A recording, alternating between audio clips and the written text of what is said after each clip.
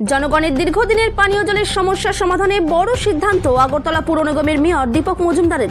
আগরতলার ৭ রামনগর বিধানসভা কেন্দ্র এলাকার দীর্ঘদিনের পানীয় জলের সমস্যা সমাধানে বড় পদক্ষেপ নিল আগরতলা পুর নিগমের মেয়র তথা বিধায়ক দীপক মজুমদার। আগরতলা বাণী বিদ্যাপীঠ বালিকা বিদ্যালয় চত্বরে ওভারহেড জলের ট্যাঙ্ক ও আধুনিক ওয়াটার ট্রিটমেন্ট প্ল্যান্ট স্থাপনের সিদ্ধান্ত নেওয়া হয়েছে আগরতলা পুর নিগমের তরফ থেকে।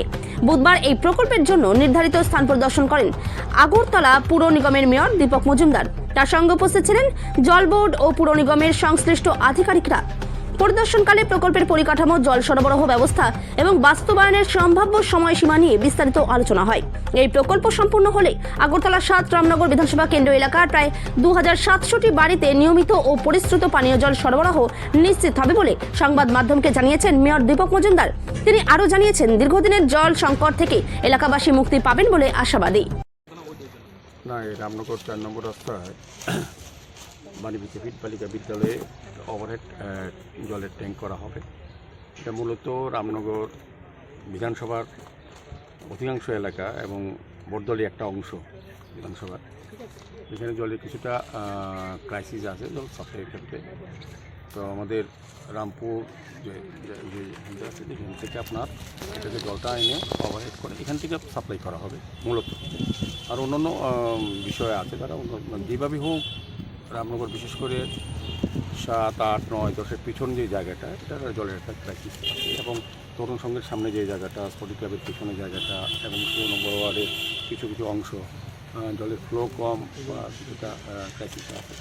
সেদিকে লক্ষ্য রেখে আমাদের সারা আগরতলা শহরে বিভিন্ন ওয়ার্ডে কিছু কিছু জায়গায়, সব জায়গায় না, কিছু কিছু জায়গাতে জলের যে সমস্যা, পানীয় জলের বিশেষ করে সাপ্লাইয়ের যে সমস্যা, সেগুলি মেটানোর জন্য আমাদের রাজ্য সরকার বিশেষ করে ত্রিপুরা জল বোর্ড বিশেষ কিছু উদ্যোগ গ্রহণ করেছে।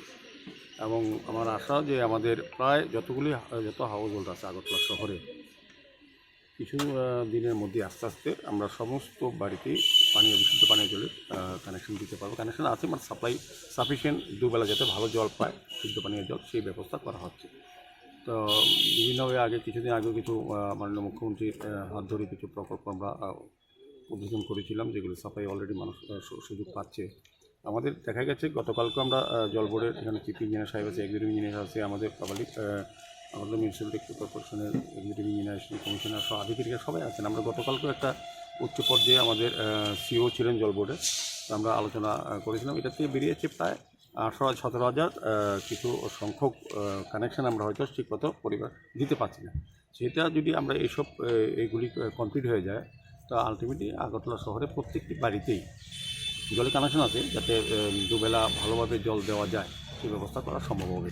এটা আমার মনে হয় আগামী ১-১.৫ বছরের মধ্যেই আগরতলা শহরে সার্বিকভাবে সবাই জল পাবেন।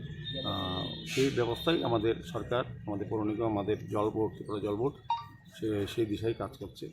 তো আজকে তো আমরা ইঞ্জিনিয়ার সহ জল বোর্ডে আমরা বসেছি এবং বাণী বিদ্যাপীঠ বালিকা বিদ্যালয়ে প্রায় 1000 KL মানে ১০ লক্ষ লিটার জলের একটা ওভারহেড ট্যাঙ্ক করা হচ্ছে। এখান থেকে সাপ্লাই করা হবে ২০০০ কানেকশন, ২০০০ বাড়িতে জল পাঠানো যাবে এই ওভারহেড ট্যাঙ্ক থেকে। আমার মনে হয় সার্বিকভাবে রামনগরে যে বিধানসভা এবং বরদলির একটা অংশ, যেটা বিধানসভা জলের ক্রাইসিসে কিছু কিছু বাড়িতে বা এলাকা পাড়াতে, সেগুলি কিন্তু আমরা সমস্যার সমাধান করতে পারবো। কত টাকা কষ্ট